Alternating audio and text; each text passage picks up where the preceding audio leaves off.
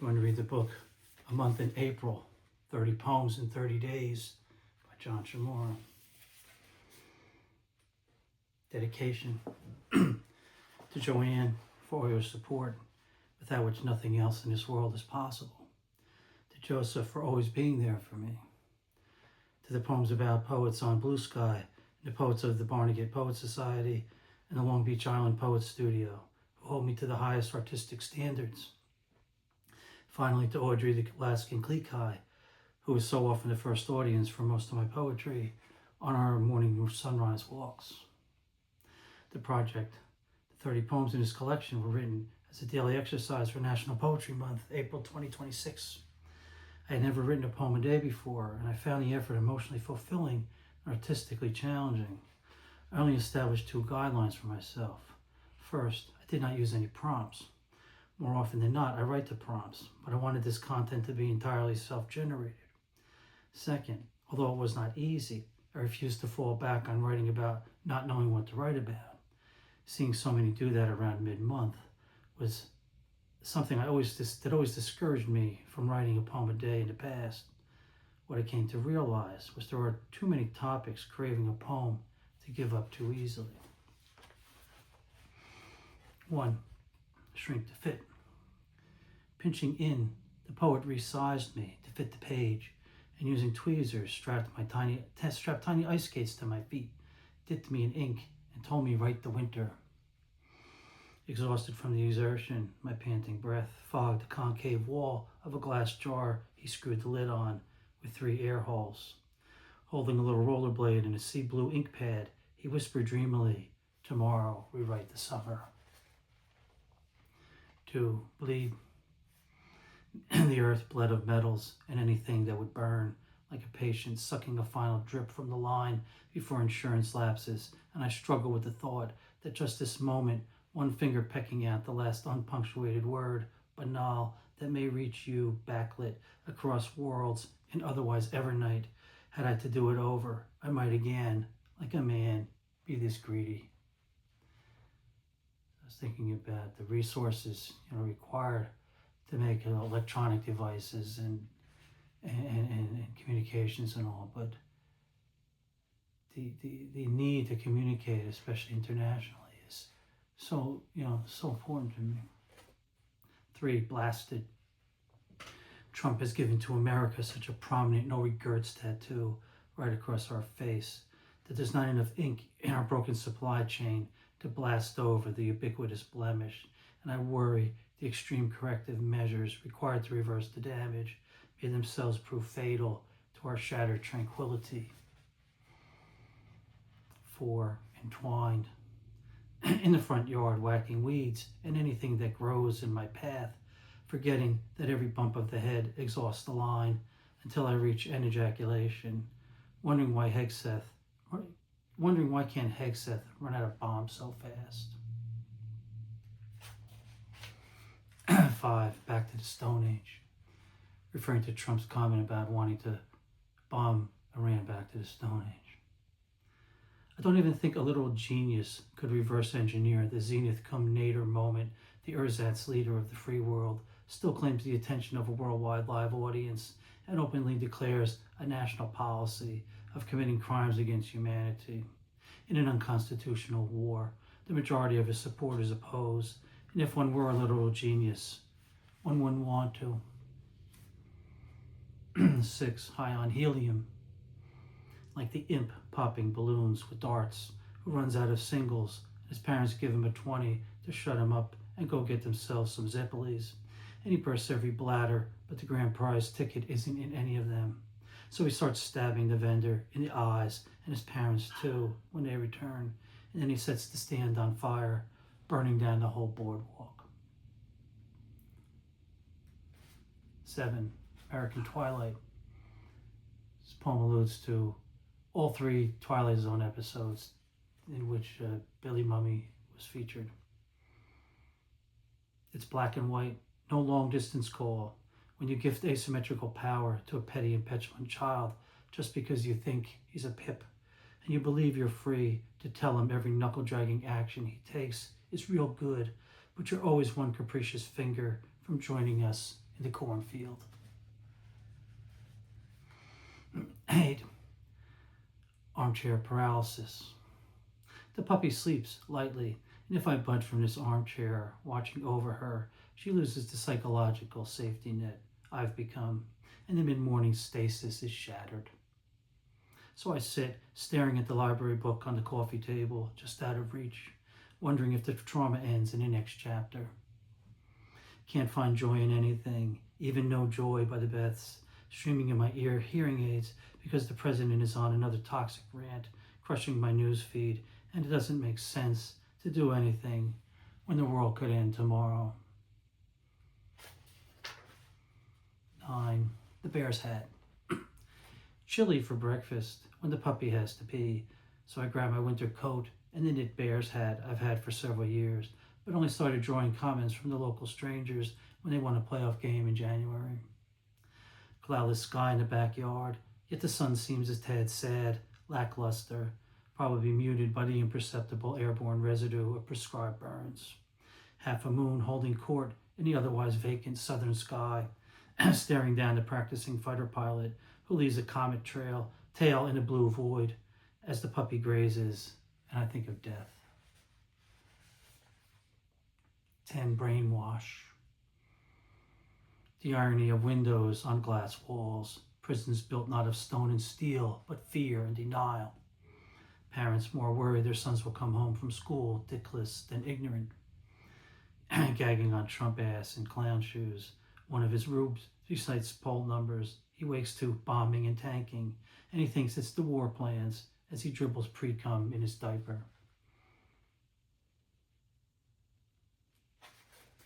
11.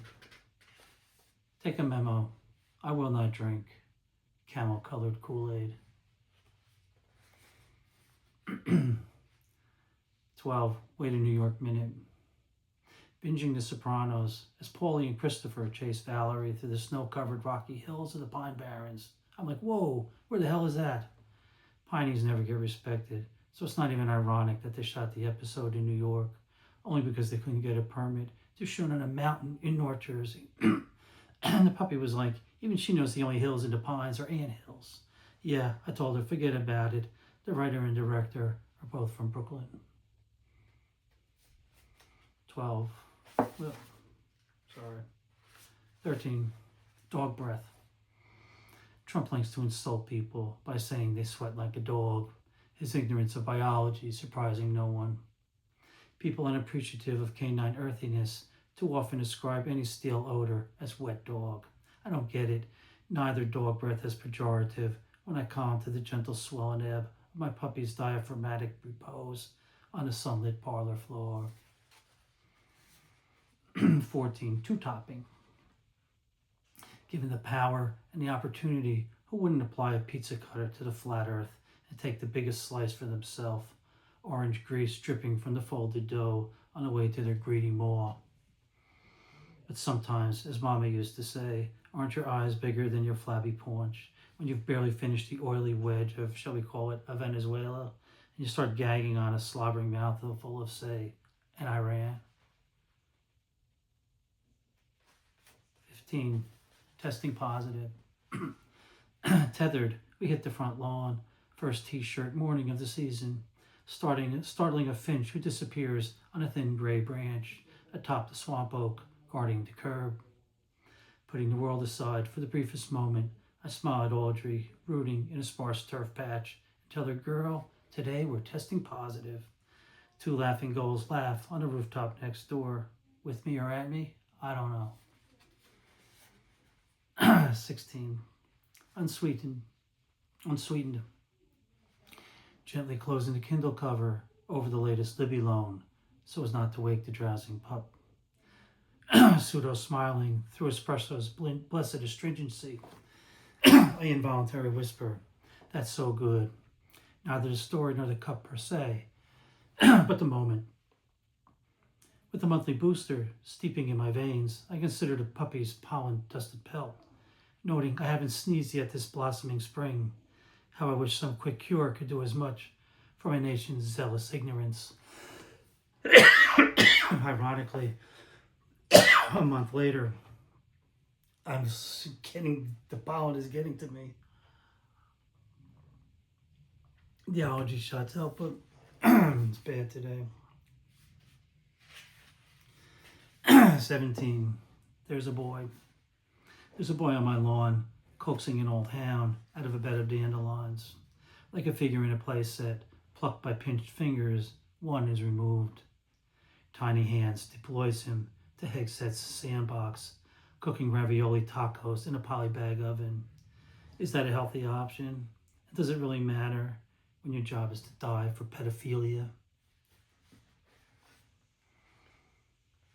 Full disclosure, I saw this YouTube video of an ex-Marine guy talking about how great the meals ready to eat are and how he made ravioli tacos by combining two MREs. 18. Tulips giggle over buttercup phones across spiderweb strings. 19. Paint. The guy who painted sunrises ran out of yellow. Now he's the guy who paints night. Soon he'll leave the canvas white and call it clouds.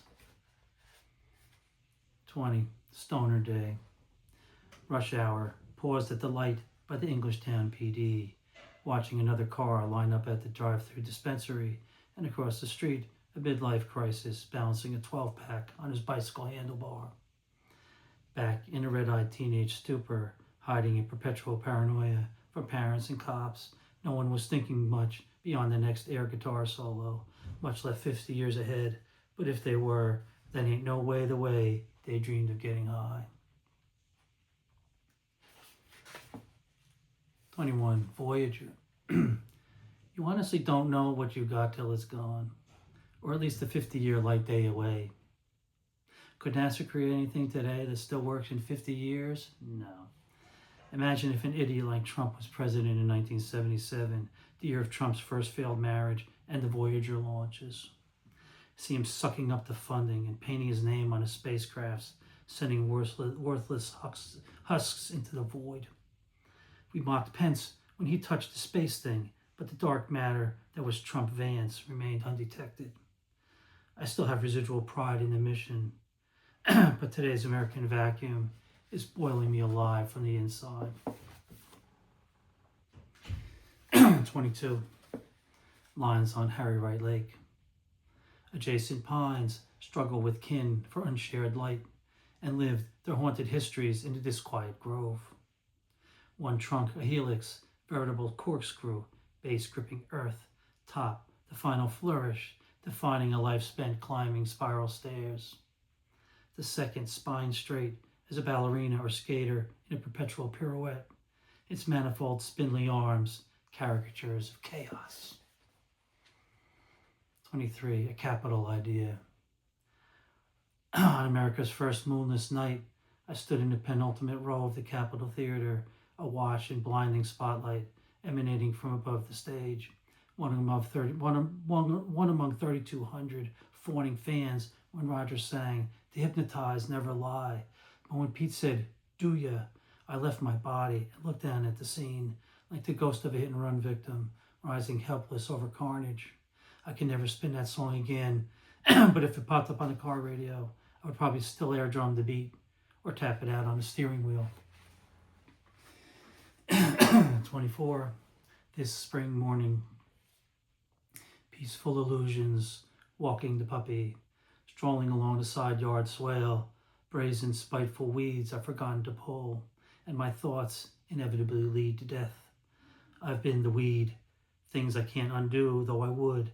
In the backyard, Audrey bites the heads off dandelions and spits them out. War criminals in training play tic-tac-toe with vapor trails. The only liberty worth fighting for seems to be the freedom to kill. 25. Pillow, puppy, pillbug. 26. Gone. Behind the torchbearer, my fears dance emboldened between flickering shadows. Deep in the earth, moist rock under calloused foot yields ungenerous purchase. The bravest always lead, So when his shoulders tense, I fear evil. The walls stand empty, but for hoof tracks and blood spots, all the animal gods have fled. 27, tower. No, the hawk doesn't think it looks like a tree, any more than the gravity-bound townsfolk whose smarter phones mindlessly ping it. But the penthouse view is quite impossible to decline, an advantage point from which no one in feathers or fur is safe. Hunter with a genius forfeited by scavenging, hordes of gullible dumpster divers whose entrails pickle in human waste. 28, nomenclature. Once you were the sun, and I was a planet, and then I was Pluto, colder than life, chasing memories in unclear surroundings.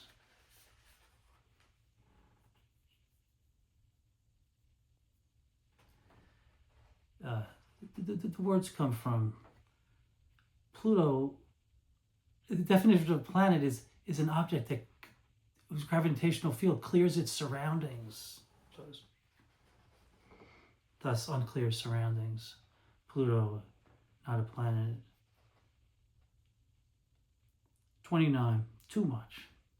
After too long a silence, the voice almost feels erroneous. After the elongated cacophony, a welcome quietude dominates. Too many years in the wrong-handed world. I can't read my own script. Early sun, a glaring bluebird, settles on a branch above me.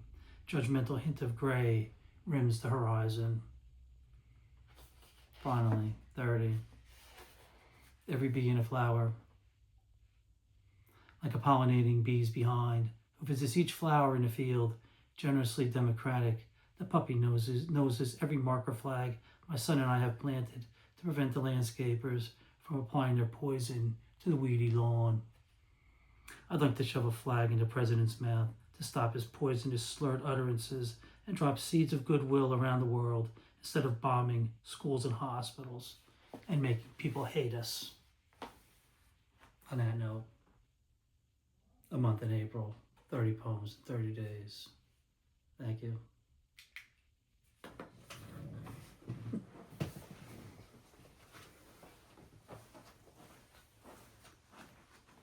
Oh no, don't even say it.